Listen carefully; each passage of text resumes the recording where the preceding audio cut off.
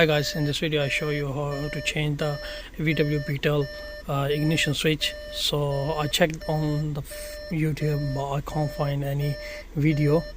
So first I will show you, put your gear lever into neutral, then put here something.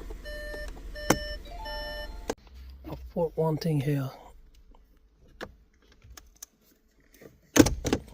Yeah, this comes up.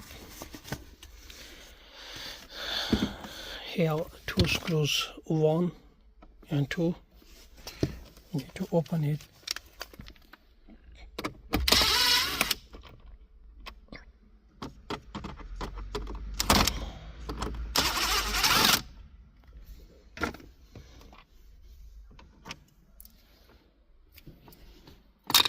Then after that it will be possible to move this one and leave it pull up and put your finger underneath here.